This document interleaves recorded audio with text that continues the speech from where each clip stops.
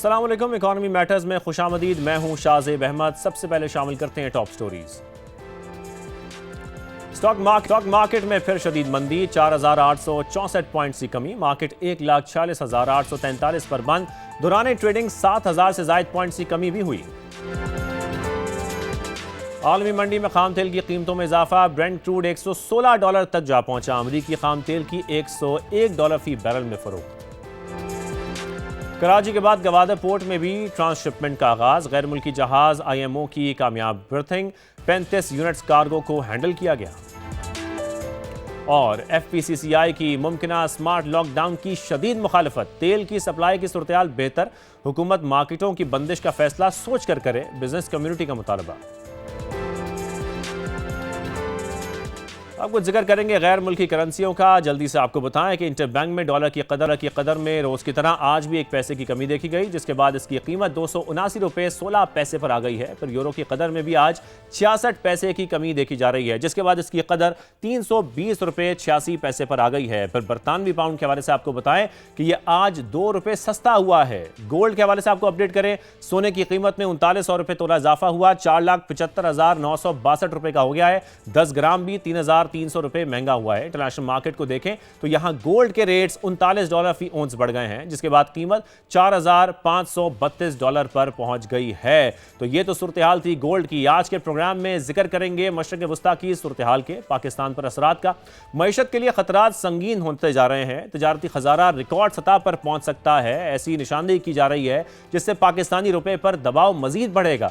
ज़र मुबादला ज़खायर में भी कमी देखी जा सकती है आने वाले वक्त में। अगर तेल की कीमतों को देखें तो इंपोर्ट बिल में ही $4.5 अरब इजाफे का खदशा पैदा हो गया है, जिसके बाद महंगाई आसमान को पहुंच सकती है। यह खदशा जाहिर किया जा रहा है।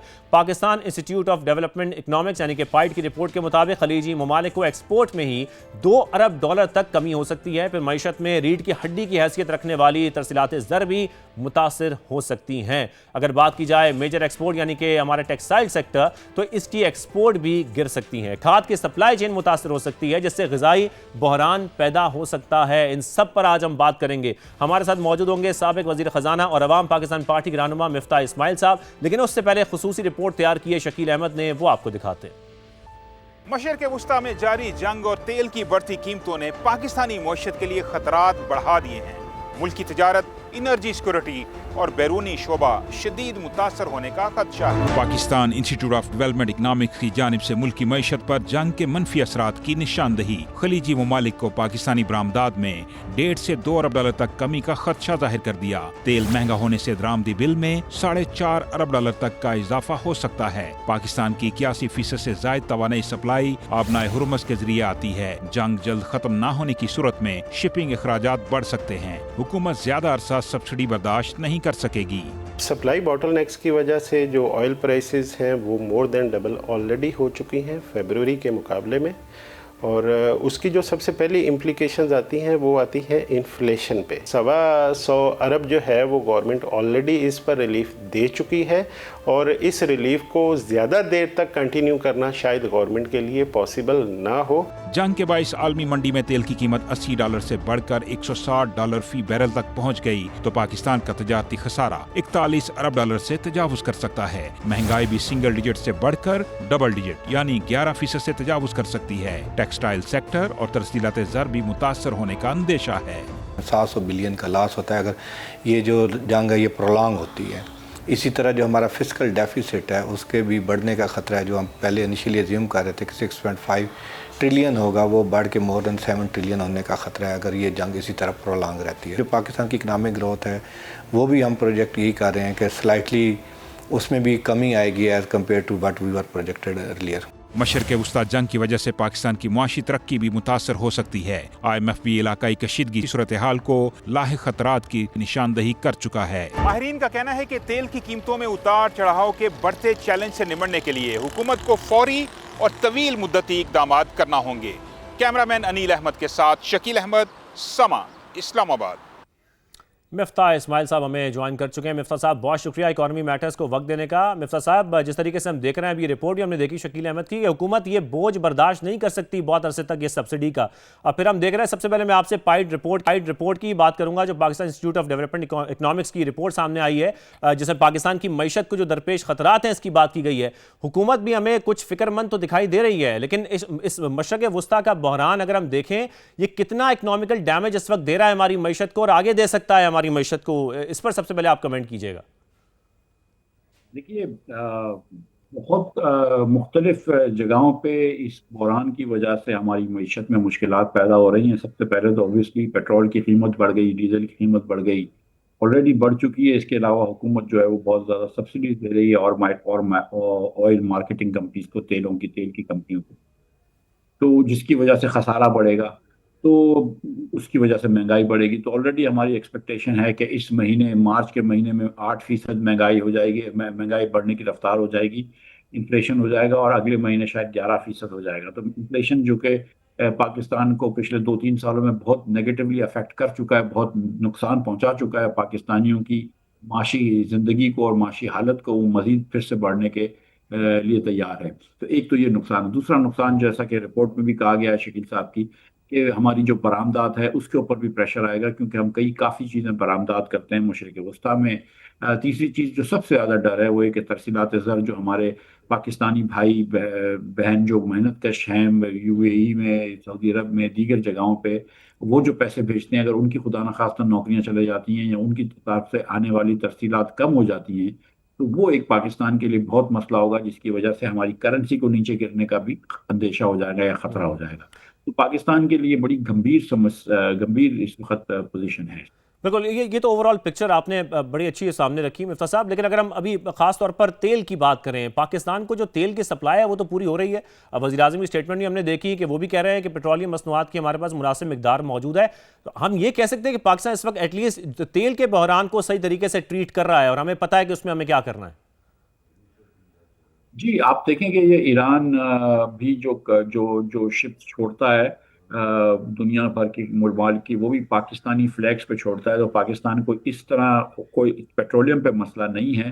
दीगर ये कि सऊदी अरब से भी जो रेड सी पोर्ट से ले रहे हैं, यनबू पोर्ट से, तो वहाँ से भी कोई मसला नहीं है। तो मतलब देयर इज नो शॉर्टेज का मसला नहीं है, वो पाकिस्तान में भी नहीं है, में भी नहीं है, दीगर ममालिक। लेकिन कीमत बढ़ गई है, और वो कीमत बढ़ने से हम जो हमारा जो करंट अकाउंट है, जो जारी खसारा है, उसके ऊपर हमारा खसारा बढ़ रहा है। और क्योंकि हमको जो चीज़ हमको $60 की पहले मिल रही थी, वो अब $90 की मिल रही है, तो जाहिर है कि आप 50% पैसे ज़्यादा दे रहे हैं उसी तेल के, तो वो बिल्कुल कीमतों में उतार चढ़ाव आ सकता है। अच्छा, वो सारी बातें जो पाइड की रिपोर्ट में हमारे सामने, मिफ्ता साहब, मशरक़ वुस्ता की सूरत-ए-हाल अगर हम देखें, इस कशीदगी में एक्सपोर्ट्स हमारी वो मुतासर होती दिखाई दे रही हैं, इंपोर्ट बिल बढ़ सकता है, $3 से $4 बिलियन की जो रेमिटेंसेज हैं वो कम हो सकती हैं। रेमिटेंसेज जो कि GDP का तकरीबन 10% है मिफ्ता साहब, इन्फ्लेशन डबल डिजिट तक पहुंच सकती है, पाइड की रिपोर्ट में ये भी कहा जा रहा है। तो फिर हम इकनॉमिक रिकवरी पाकिस्तान की मईशत की तो अभी भूल जाएं दूर दूर तक। देखिए, पिछले जो 2 साल थे ना, वो एक बड़े गोल्डन पीरियड थे हमारी हुकूमत के लिए, जहाँ के दुनिया भर में तेल जो था वो $60 से कम पे मिल रहा था कभी कभार, और खाद महंगी दुनिया में सस्ती थी, गंदम सस्ती थी, कपास सस्ती थी, दुनिया में बहुत सारी कमोडिटीज जो थी वो नीचे कम प्राइसेस पे मिल रही।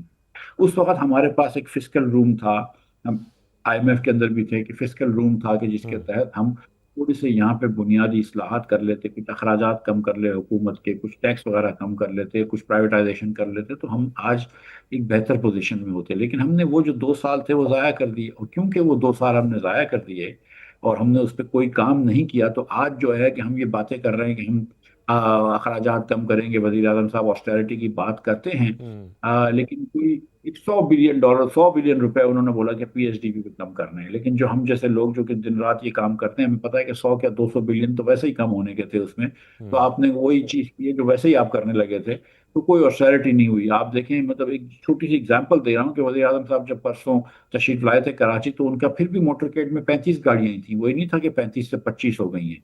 तो हमने ऑस्टेरिटी तो की नहीं है, हमने सिर्फ बातें की हैं। आज भी पंजाब गवर्नमेंट के ब्यूरोक्रेट्स को 800 लीटर महीने का पेट्रोल मिल रहा है। आज भी हमारे चीफ मिनिस्टर साहिबान और चीफ मिनिस्टर साहिबा जो है वो प्राइवेट जहाज़ों में ही घूमते हैं। तो ऑस्टेरिटी की बातें हम जरूर कर रहे हैं, लेकिन ऑस्टेरिटी कर नहीं रहे। ऑस्टेरिटी कर नहीं रहे। मिफ्ता साहब, ज़ाहिर है हम इस वक्त अगर फूड इन्फ्लेशन की भी खास तौर पर बात करें, फिर फ्यूल रेट्स की ज़ाहिर बात हो रही है, डीजल से आपको लगता है कि इस चीज़ को कंट्रोल किया जा सकता है? फिर ज़ाहिर है हम साथ में ये भी देख रहे हैं कि जो फ्यूल प्राइस शॉक है कंज्यूमर लेवल पर, वो कितनी शिद्दत से इस वक्त बढ़ाया जा रहा है, आपको क्या लग रहा है? देखिए, दो एक तो खाने पीने की अशिया की चीजें इसलिए महंगी हो जाती हैं कि वो डीजल अगर महंगा हो जाता है और वो गांव से जो फल आ रहा होता है या सब्जी आ रही होती है आपकी, वो महंगा हो जाता है। लेकिन इसके अलावा एक हमारी कोर इन्फ्लेशन होती है, जो हमारी एक्सपेक्टेशन होती है, जिससे जिसके हिसाब से लोग महंगाई होती रहती है, तो वो महंगाई चल रही है। अब आप देखें कि पिछले साल मिसाल के तौर पर जब गंदुम आया था, तो उस वक्त आटा जो था, जब गंदुम के जब जब गंदुम की हार्वेस्टिंग हुई थी, जब गंदुम को काटा गया था, तो उस वक्त आटा जो था वो 70 रुपए किलो मिलता था। आज आटा जो है वो आपको 105 रुपए किलो मिलता है। तो मतलब वो महंगाई आ गई है। इसी तरह खुर्दनी सॉरी इस तरह जो खाने पीने का तेल है, वो तेल बड़ा महंगा हो गया है, 500-500 रुपए किलो तक पहुंच गया है। आप देखें कि सब्जियां इस तरह महंगी हो गई, तो वो एक महंगाई की लहर तो आ गई है। गो के पेट्रोल सस्ता है अभी पाकिस्तान में, अभी हुकूमत कह रही है कि हमने महंगा नहीं किया, हम कंपनीज को सब्सिडीज दे रहे हैं, लेकिन वो महंगाई की लहर आ गई है। कुछ लोग जाहिर है कि ये बातें सुन के फायदा भी उठाते हैं और अपनी मसनूआत महंगी कर देते हैं, लेकिन महंगाई की लहर ऑलरेडी पाकिस्तान में आ गई है, उसको हुकूमत कंट्रोल नहीं कर पा रही है। उसको कंट्रोल नहीं कर पा रही, और हमारी डिपेंडेंसी है ऑयल इंपोर्ट के ऊपर। मिफ्ता साहब, ऑयल इंपोर्ट में अल्टरनेटिव्स की अगर हम बात करें, पाकिस्तान इस वक्त रूस से तेल ले नहीं सकता क्योंकि हमारी एक ऑयल रिफाइनरी को छोड़कर बाकी इसको प्रोसेस नहीं कर सकती। ईरान की बात करें तो ईरान से हम पाबंदियों पर फाइनेंशियल सिस्टम मौजूद ना होने से ऑयल नहीं ले सकते। ऐसे में पाकिस्तान कहाँ जाएगा अगर ये बहरान, खासतौर पर जो तेल का बहरान है, शिद्दत इख्तियार कर जाता है? देखिए, हम पाकिस्तान की खारजा पॉलिसी कामयाबी की उस पे है, सब एक कामयाबी पे है। हमने जब से हिंदुस्तान ने हम पे एक जंग मुसल्लत की थी और हमको अल्लाह ने उसमें फतह दी है, जब से दुनिया में हमारी इज्जत बढ़ गई है। तो आज सऊदी अरब भी हमसे दोस्ती करना चाहता है, टर्की से भी हमारी दोस्ती है, ईरान भी हमसे दुश्मनी नहीं लेना चाहता। तो मेरा नहीं ख्याल है कि पाकिस्तान में पेट्रोलियम की शॉर्टेज होगी, खाली कीमत का मसला है। लेकिन जो मैंने गुजारिश की ना कि जैसे कि खाने पीने का तेल है, वो तो कहीं मिडल ईस्ट से नहीं आता, वो तो इंडोनेशिया और मलेशिया से आता है। लेकिन क्योंकि शिपमेंट्स महंगी हो गई है, वो चीज़ महंगी हो गई, तो तेल महंगा हो गया। इस तरह गंदम पाकिस्तान में जो है, किसान को पैसे मिले ना मिले, लेकिन सारिफ को जो आटा मिलता है वो महंगा हो गया। तो बहुत सारी चीज़ें पाकिस्तान में महंगाई हो रही है।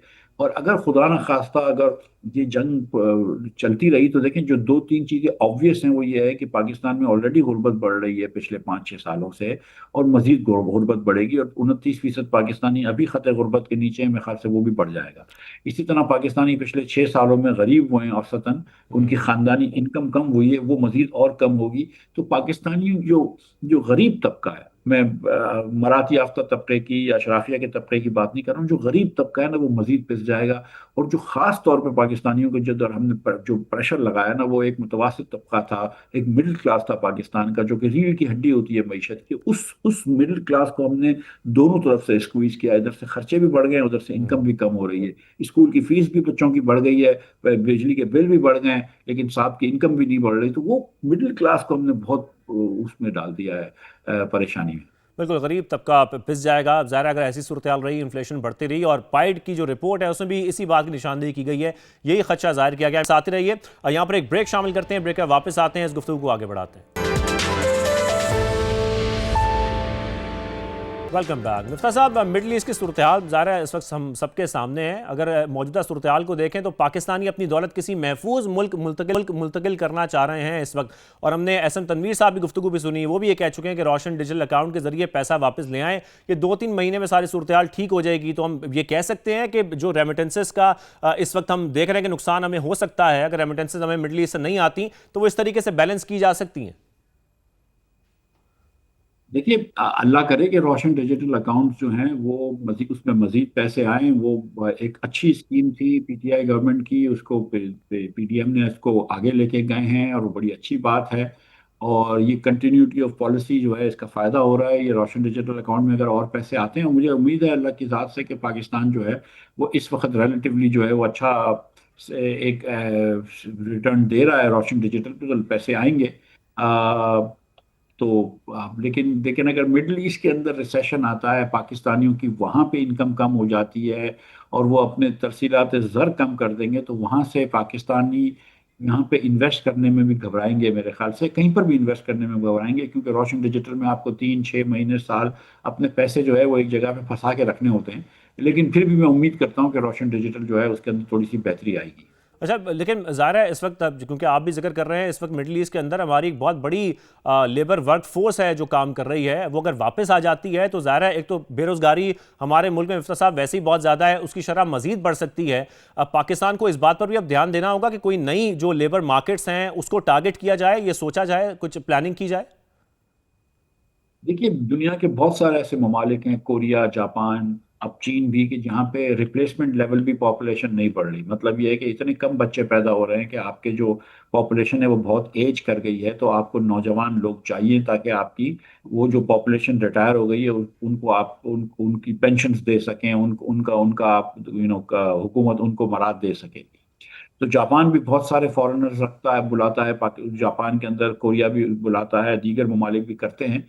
और हमने ये देखा है कि कुछ तो बुद्धिस्ट कंट्रीज से, जैसे कि श्रीलंका से लोग जाते हैं, लेकिन और ख़वातीन भी जाती हैं वहाँ से, लेकिन हमने ये देखा है कि हमारे बच्चों को ना वो ज़बानें आती हैं, हम कोई जापानीज़ लेवल के लैंग्वेज के कोई 3 महीने का कोर्स भी नहीं देते। थोड़ी सी ज़बान आ जाए तो वहाँ पे जाके शुरू कर सके तो फिर कर लेता है। ना हम टेक्निकल ट्रेनिंग देते हैं। जो हम मिडिल ईस्ट में भी वर्कर्स भेजते हैं ना, वो बेसिकली ड्राइवरी कर रहे होते हैं या एकदम बेसिक मजदूरी कर रहे होते हैं। अगर हम उनको 6 महीने का या 4 महीने का एक वेल्डर का कोर्स करवा दें, एक इलेक्ट्रिशियन का कोर्स करवा दें, एक प्लम्बर का कोर्स करवा दें, उन बच्चों के पास पैसे नहीं होते, आप हुकूमत फ्री में करवा दें।